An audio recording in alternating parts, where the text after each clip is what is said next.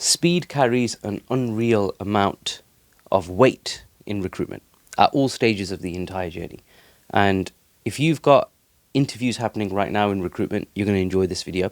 And because I'm going to explain a few things that you can do to help increase the speed at which you can get a placement done, or at least get an offer over the line. And I'm going to talk through like some of the lessons that we've learned and how we apply it into our own business and where this actually applies. So the reason why I'm saying speed matters so much is if you've ever been through an interview process, or you've applied to work for a certain company and you've been hired or not, the speed at which they reply to your application, the recruiter, how quickly they respond to it, how quickly they want to interview you, how quickly they do the actual interview, how quickly they come back to you with feedback, all of this matters. And I want to answer this question from two different angles, because sometimes people might want to overcomplicate the process. So, for example, there are companies who require you to fill out a form as part of submitting a CV to the hiring manager. It slows down the process a little bit, for sure.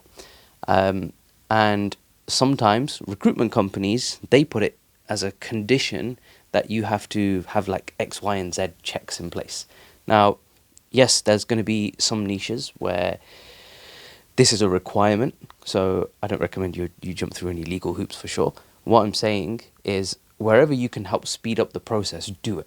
So, for example, if a candidate is struggling to put together a good CV, help them do it. Because if you can help them do it, then it helps you start the process a little bit quicker. Give them some advice. Like anything that you can do to support the speed of the process in the initial stages really, really helps out. So I had this question recently where I can't remember what niche this person was in, but they were the niche that they were in. The candidates require a DBS check, which is depending on where you are in the world, it's like a base level security clearance in the UK. And he was saying, look, this comes at a fee. Can I say to the candidates that I should charge for this? And my thoughts are, well, yes, you could, but if that's going to slow down the process at which you can submit the application, then the answer is no. Like, speed it up, prioritize speed. So that's one part of it. In terms of how we've learned from it, I'll give you an example of a client, and I'll give you an example of how we've applied it into our own business. So I can remember having a candidate who I submitted to a client, and I sent the CV. I spoke to the candidate actually at 9 o'clock in the morning. By 10, which was like nearly an hour on the phone talking through all the different opportunities that we had, we shortlisted a few different opportunities and submitted the CV. Midday, one of the clients from the few that we had shortlisted responded back saying, this guy looks brilliant, let's arrange an interview. And we set up the interview for the same day at 3 p.m. I remember this. So we only had like a few hours to prepare. The candidate was working from home, like he had a half day, and this interview took place at 3 p.m. But here's the thing, it didn't actually happen at 3 p.m. The client called me at 3:15 saying, hey, look, we're setting this online meeting room, where's a candidate? It's not coming, he's not turned up.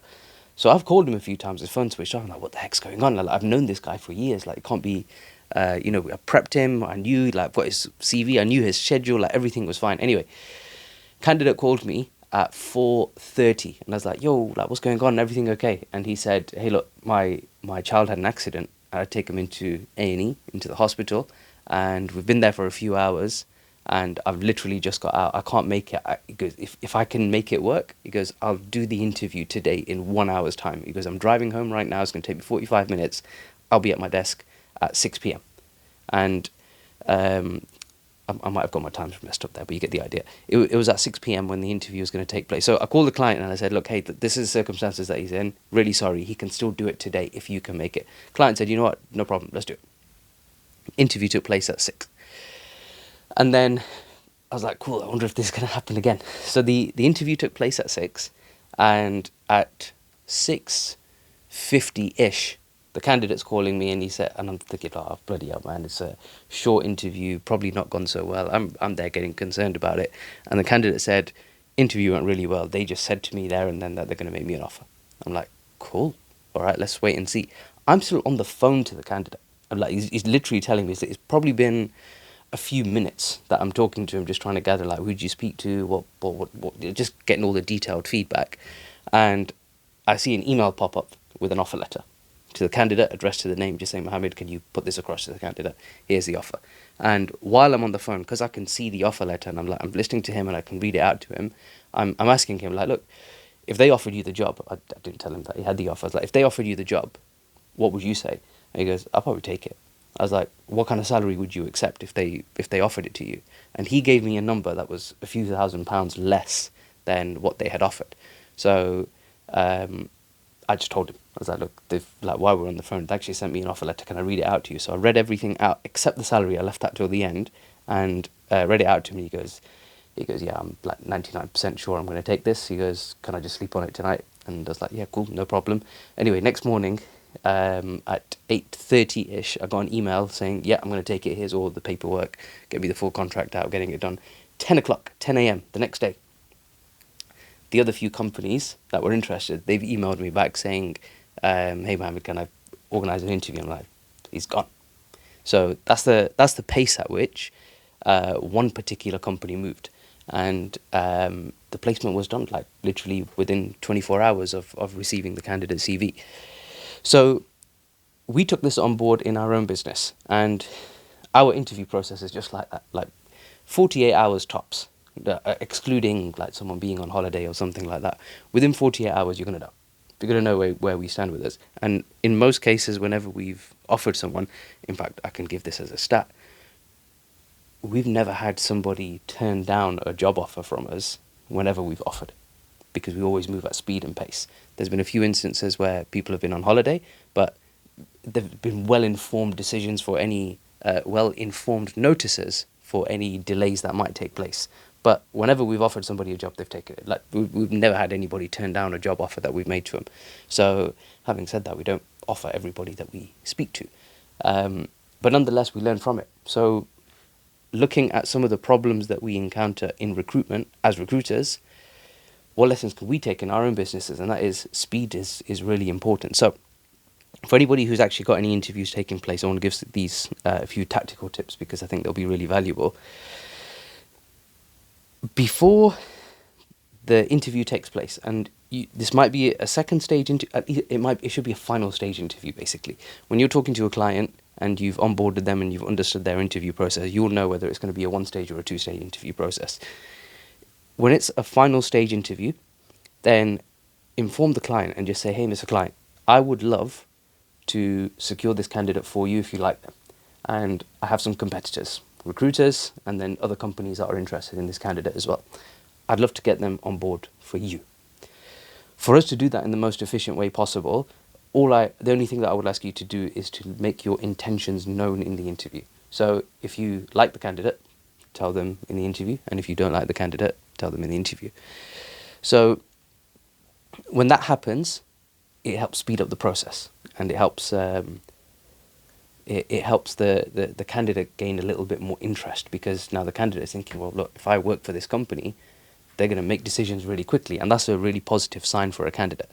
On the candidate side, you just got to say to them, look, as soon as the interview is done, I need you to call me as soon as possible, ideally within minutes of you leaving the interview process, whether that's online or in person. Call me straight away. And when that candidate calls you, you're going to know. You're going to know pretty much straight away that the client should have told them that we're going to interview, or we're not going to. We're going to offer them, or we're not going to offer them. So when you know that straight away, then you can start closing the candidate straight away. You could start saying to the candidate, hey, if they're telling you that they're going to offer you the job, you've gone in for a second round interview, you wouldn't have been interested in them if you wouldn't have had the second round interview or gone ahead with it if you weren't too sure about it. So you've gone in for the second conversation. They're telling you that they want to offer you. Where's your head at? Like, if they actually offered you the job, and they sent me through the paperwork, would you take it? And this is where the candidates are going to come through with any problems that they might have. Oh, I'm not too sure. I need to see the salary, or, I need to discuss these things. I want to check with my own manager and all that. Like, you got to close down all of those different excuses that they might give you. So, and this is where you'll see another video on my channel where I talk through the candidate qualification process. If you've qualified a candidate properly and you've understood their motives and the drivers besides money, then you'd be able to eliminate all of them, because you can repeat back to them. So, hey, look, when we spoke right at the beginning, you said this, you said this, you said this, and just explain away everything there and then. Once you've eliminated all of those things, now it's a case of, it's just the offer letter that's remaining. So now you soft close the candidate by saying, hey, look, if they give you this particular offer, would you take the job? And 90% of the time, they're going to say yes. That's where you've already closed the candidate. Now, the only thing remaining is the offer letter. Get that from the client, and provided it matches up with their expectations for what they're looking for, you've got yourself a placement done. And that really helps speed up the process. And I think it's worth saying at this point as well, it's always worth educating clients and candidates on the best way to do things. Like, that's what you're there for. You're there to help them, the candidate, find the right opportunity, and the client make the right hire in the most timely manner possible. So wherever you can support them along the way, do that. Support them.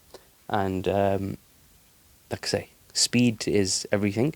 And in recruitment, anything that you can do to help speed up the process and support either party on either side, do it.